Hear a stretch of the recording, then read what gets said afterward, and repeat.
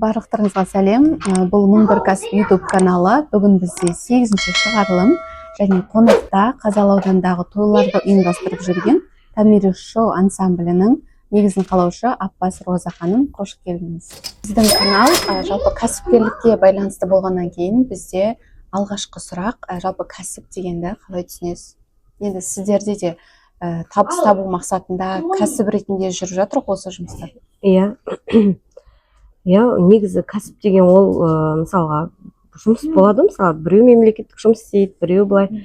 Бізде негізі солай қосымша жұмыс ретінде ашып солай жүргізіп отырған жайымыз бар. Негізі мен өзім қатты қаладым бала кезінде, армандап осы мен өскенде кәсіпкер боламын, кәсіпкер болғым келеді осылай той саласында деп. Солай сөйтіп кәсіпті бастап кеттік. Негізі кәсіп мен общем терең үңіліп көрмеппін былай кәсіптің несіне. Енді ақша тауып, нан тауып, өзіңнің күніңді көру деп ойлаймын кәсіпті. Жақсы. Келесі сұрақ, енді жалпы Томирис шоу ғой, сіздердің атауларыңыз. Томирис шоудың қандай қызмет түрлері бар, қашан құрылды, кімдер ұйымдастырады, жалпы сол туралы толық айтып өтсеңіз. Томирис шоу негізі той ұйымдастыру орталығы, бірақ бізде енді ауданда тойды ұйымдастырғанда онда ұйымдастырушыларға тапсыра бермейді.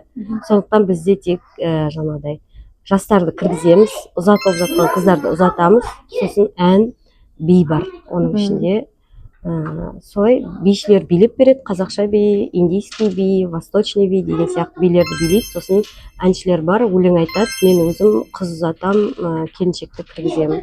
Сондай салада қалыптасқан. Қай жылдан бастап жұмыс жасап біз 2021 жылдан бастап жұмыс жасап, халыққа қызмет көрсетіп келе жатырмыз. Жалпы Қазалыда бәсекелестер көп па сіздерге? Иә, негізі көп. Қазір негізі 5-6 шоу бар ау деймін. Даже новыйдан да ашылайын деп жатыр деп естіп жатырмыз ғой. Көп бәсекелестер бар, бірақ әркім өзінің бұйырған несібесін тауып жүр ғой. Келесі сұрақ, бізде айтып жатсыз ғой, бізде қыздар бар, әншілер бар деген сияқты. Аспапта ойнайтындар да бар, иә? Жоқ, бізде аспапта ойнайтындар жоқ. Осы қыздарды кастинг ба бір нәрсе ұйымдастырып, сондай іріктеуден өтіп барып қабылдайсыздар ма? Иә, кастинг ұйымдастырамыз. Бізде негізі менде өзімде осы 3 жыл бойы тұрақты билеп келе жатқан қыздарым болған. Осы жылдан бастап оқуға түсіп кетіп қалды. Сосын сондай кезде, қыздар оқуға түсіп кетіп қалған кезде кастинг жариялаймыз. Кастинг жариялап, арнайы кастингтен өткіземіз. Қасымда хореограф қызым бар. Сол екеуміз бірге кастингтен өткіземіз. Солай қабылдаймыз. Негізі биге икемі бар, халықтың алдына шығуға ұялмайтын, сондай бойы ұзын қыздарды қабылдаймыз барынша.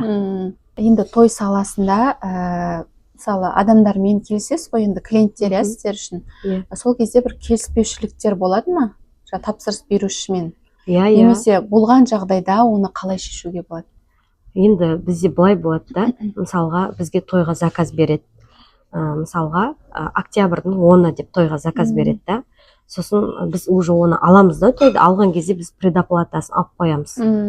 5.000 теңге болсын, 10.000 теңге болсын, мысал ретінде айтасың. Ол тойдың иелері тойды кейінге шегеріледі ғой, енді кейде біреу басқа шоуды жалдайтын болдым деп сондай жағдайлар болады да. Сол кезде предоплата қайтарылмайды. Сол кездерде бізде сәл-пәл клиентпен түсініспеушілік болады, бірақ барынша жақсы жағынан шешуге тырысамыз. Егер жаңағыдай ол үйде өлік болып или сондай бір қатты жаңағыдай жағдай болған кезде ғана біз предоплатасын қайтарамыз. Өткен себебі предоплата төлеп қойғаннан кейін біз ол күнге басқа тойды алмаймыз да. Сол айтылған кешкі уақытқа басқа тойды алмаймыз. Сол себепті біз предоплатамен жұмыс жасаймыз. Сол кезде кейбір клиенттер түсінбей жатады сондай жағдайларды. Енді ол да менің наным ғой. Ол күнге мен басқа тойды алмаймын, бос емеспін деп айтамын келесі той заказ берушіге. Сол себепті сондай жағдайлар болып тұрады. Жақсы. Келесі жалпы сіздің жеке өміріңіз туралы айтып өтсеңіз. Сонымен қатар мамандығыңыз, мемлекеттік жұмыста жасадыңыз ба? Жеке өміріме тоқталатын болсақ, тұрмыстамын, 2 балам бар, ұлым, қызым бар. Негізгі мамандығым бастауыш пән мұғалімімін. Мамандықпен жұмыс жасадым, тұрмысқа шығам дегенше.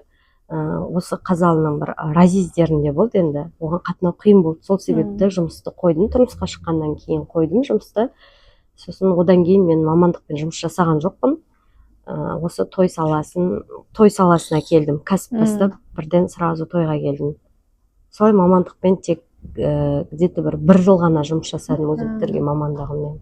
Мұғаліммін бірақ. Айырмашылық байқала ма осы кәсіппенен мемлекеттік жұмыстың арасында? Иә, біраз разница бар. Мысалға, бір ай бойы күтіп жүресің ғой зарплатаңды. Ал тойда жүргенде әйтеуір күнара болсын қолыңда ақшаң жүреді да, рахат өзің қалаған нәрсеңе не қыласың. Ал мемлекеттік жұмыста жүрсең, ай сайын айлықты күтіп отырасың, еще біреуден ондай жағдай бәрінде болады ғой. Ой, бере тұршы, ертең айлық алғасын берем деген сияқты жағдайлар болады ғой. Бірақ әйтеуір кәсіпте әйтеуір шамалы наның бар. Біреуге бағынбайсың, өзің басшы, өзің уақытта еркіндік. Иә, өзің қалаған жерге бара аласың. Енді біздің Қазалының тойлары мен басқа қалалардың тойларының айырмашылықтары болады ма осы? Иә, разница. Барып көріп жүрміз ғой енді. Иә, разница кәдімгідей үлкен ғой. Мен өзім осы аудан бойынша, осы шоу бойынша мен бірінші рет шоуды ашқан кезде 1 жылдан кейін мен Қызылордаға тойға заказ алдым. Тек ауданның ішінде, осы шоулардың ішінде біздің шоу ғана барды ғой негізі. Қызылордаға заказ алдым. Сол кезде барған кезде оларда тойды арнайы ұйымдастырады. Неше қолына беріп қояды, асабаға сценарий осылай деп. Ал бізде ондай жоқ. Разница сол, мысалға біз айтамыз ғой тойды ұйымдастырушыға, осындай баға айтамыз да, сіз тойды уайымдамаңыз, біз сізге асабаны, әншіні, бишіні бәрін қамтып, осылай по сценарию жасап берейік, сол кезде идеальный болады той деп айтамыз. Бірақ бізде Қазалда ондайға көбісі келіспейді. Тек осылай үйреніп қалған, асаба жүргізеді, асаба білет, асаба өз қай уақытта жібергісі келеді, сол уақытта жібереді. Мысалға, сосын 2 биік қатып қалған болды, одан басқа артыққа келмейді. Ал егер ұйымдастырушы ұйымдастырса, осы уақытта мына тілектен кейін мынау, мына тілектен кейін мынау деп бәрі уақытымен болады, ретімен. Сол разница сол бізде Қазалда. Жалпы енді сіздердің жұмыс барысында бір қызықты оқиғаңызбен бөлісіңізші. Негізі қызық жағдайлар көп қой. Бірде мынандай жағдай болды, жаңағыдай. Иногда Қазалының асабалары болады да, сосын бізде Қазалда күшті болып кеткен ғой, бәрі шүкір әйтеуір дамып кеткен. Көбісі басқа жақтан шақырады да асабаны. Басқа жақта әр жақтың жаңағыдай салты басқа дей ма. Сол ұқсап біздің Қазалының салты басқа ғой. Соны жүргізгенде бір асаба сырттан келеді. Сөйтіп ана асаба бізге айтпайды ғой, басқа қалада бірінші қазақша бимен басын ашып алады екен да.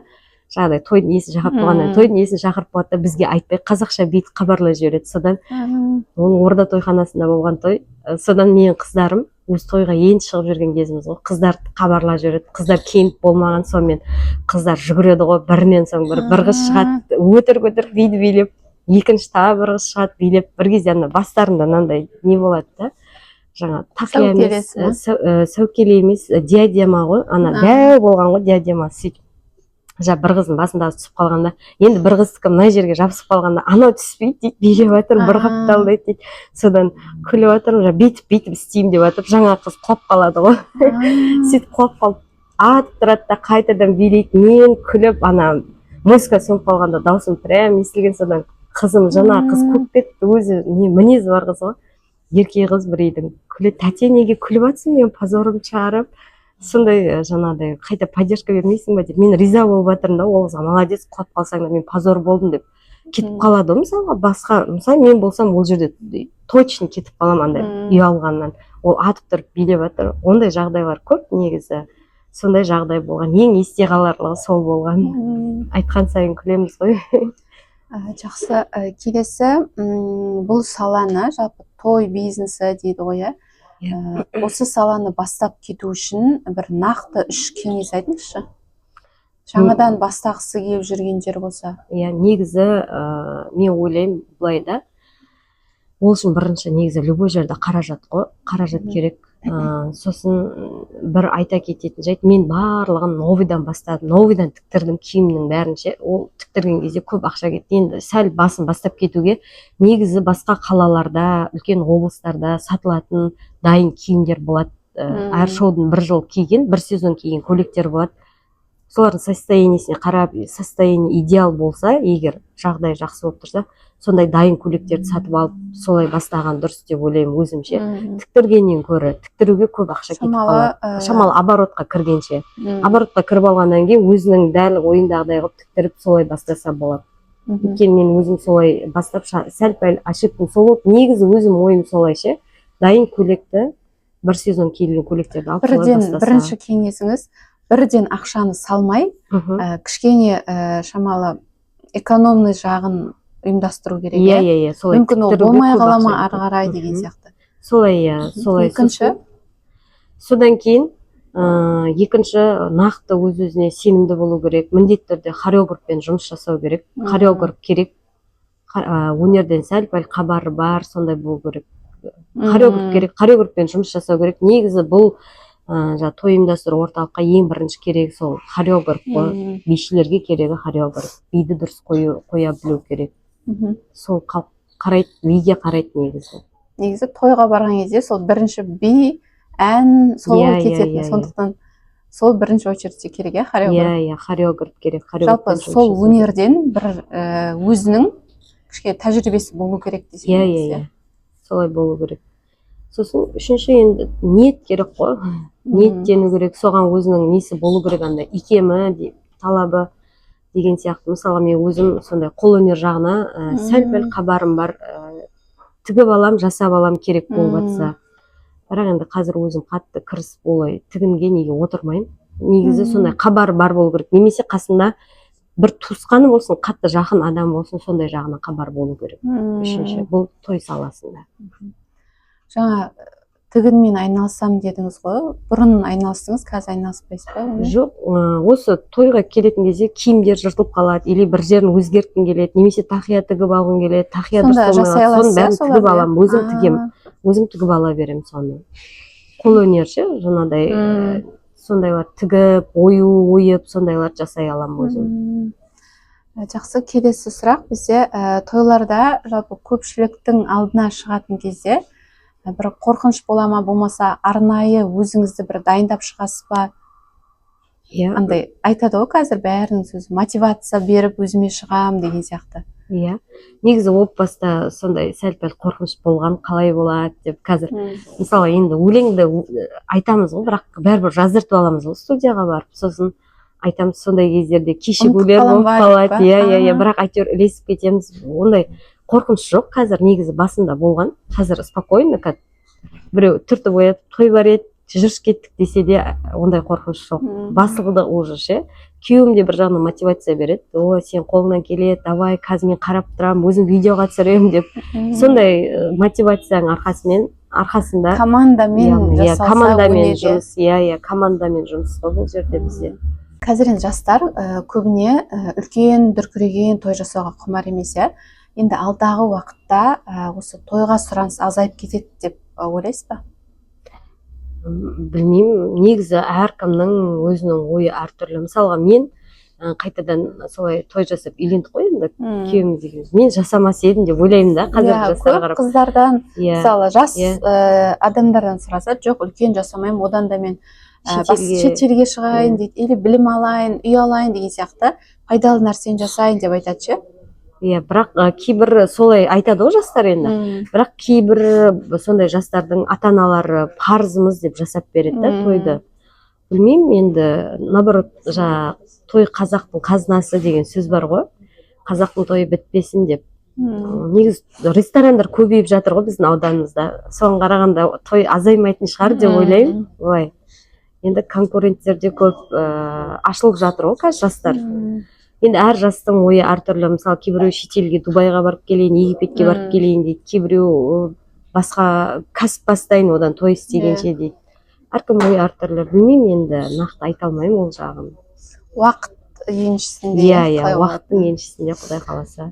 Келесі сұрақ, неге біздің ауданда, мысалы, барлық той бірдей өтеді, бірдей ашылу болады, жаңағы жылтырақтың свадьба болған кезде жылтырақ бір нәрсенің от шашудың арасына билетеді, сосын бір жарыс би таусылмайтын. Жалпы неге барлық той бір-біріне ұқсайды, әлде ол осы халықтың сұранысы ма? мысалы басқа жақтан көреміз ғой, Алматыдан көреміз, басқа Ақтаудан көреміз, кішкене басқа бір нәрселерді қосады. А бізде бірыңғай би жарыстырып бір-бірін сондай неге? Халықтың сұранысы ғой. Бізде мысалы басқаша жаңаша нәрсе әкелсең халық қабылдай қоймайды. Қабылдай алмайды, сразу қабылдай алмайды. Оны көрсету керек, оны қолмен ұстап көру керек, немесе көзбен көру керек. Содан кейін барып жаңағыдай қабылдайды. Халық көп жаңашылдық нәрселерді әкелеміз ғой.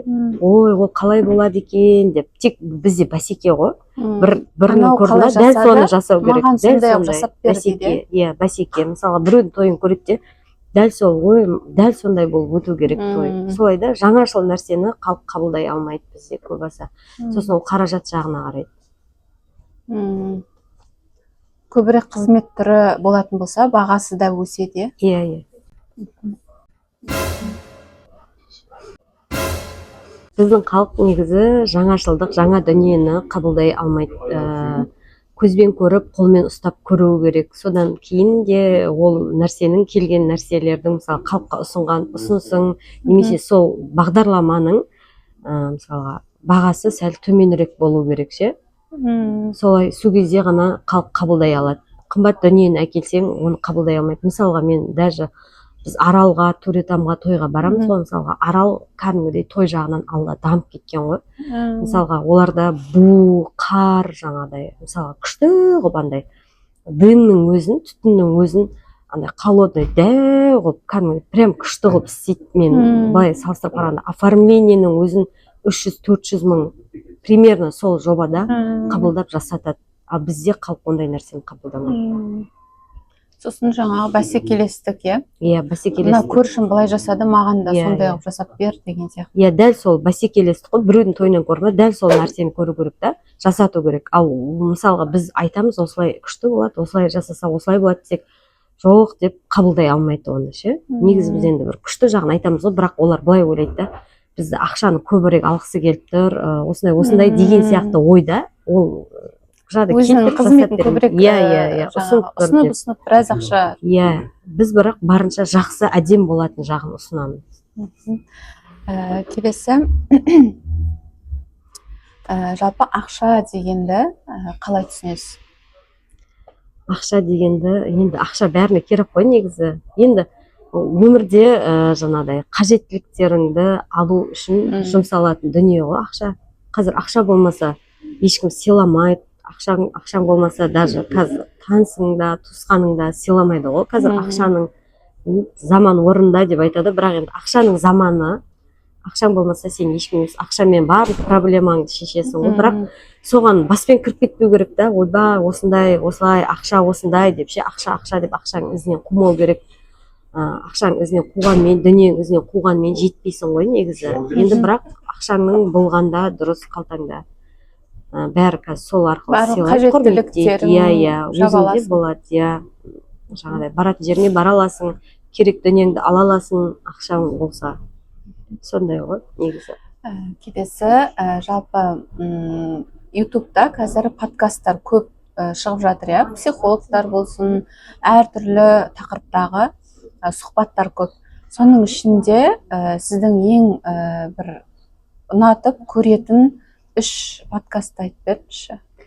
Енді мен подкастты көп көрмеймін, бірақ жаңа психолог Балқия Балтабай, сосын қалжың бар ғой, бір подкаст бар ғой, бір прикол ма, бір сол подкастты көремін бір арасында. Енді бірақ қатты кіріп кетіп ютубты қарамайды екен мен, мынау деп. Бірақ Балқия Балтабайды, сосын Гүлвира ұстазды тыңдаймын. Көбісі тыңдайтындарым сол 2 кісі ше, подкасттан көретін сол кісілер. Жақсы. Келесі, жалпы өзіңіздің жұмысыңызды таныстырып өтсеңіз, сізді қалай табады мысалы клиенттер? Инстаграмыңыз қандай? Адрестеріңіз бар ма? Адрес болған, негізі бізде о баста офис болған тұғын. Сосын кейіннен қайтадан заттардың бәрін көшіріп алдық. Офис жауып тастадық енді. Негізі сондай идеальный оймен ашылған негізі. Той ұйымдастыру орталығы осы офиске келіп тойға заказ береді деп, ондай нәрсе біздің Қазалыға өтпейді екен. Жалпы Қазалда ондай той орталық жоқ. Жоқ, сөйтіп ашқанбыз, бірақ қабылдамайды халық. Мысалға, даже әншілерді басқа қаладан мықты асабалар бар ғой. сондай асабаларды жалдап шақырып береміз деген, сондай келіп офисімізге заказ берсін деп солай ашылған, бірақ ол офисті қазір жауып тастадық. Енді Инстаграм арқылы, мен өзім Инстаграм жүргізем Инстаграмда, бірақ қыздарым да қосымша кіреді. Өзім кіргізген күні тойға заказ жақсы келеді. Енді қазір Инстаграмнан ғой нанның бәрін табады. Инстаграм арқылы Инстаграмға жазып қойдық. Тамири шоу той ұйымдастыру орталығы, солай жазылып тұр. Сосын Инстаграмда WhatsApp номер и хабарласатын номер тұр. Сосын асабалармен жұмыс жасаймыз. Асабалармен келісіп аламыз, солай асабалар өздері предлагать етеді. Комплект жалдайын деп едім, сіздерде қандай асаба бар деп. Сосын біз ұсынамыз, осындай асабалар бар, осындай асаба, солай комплект шығамыз. Оның ішіне асаба, бет ашатын адам кіреді оның ішіне. Сосын бишілер, әншілер кіреді.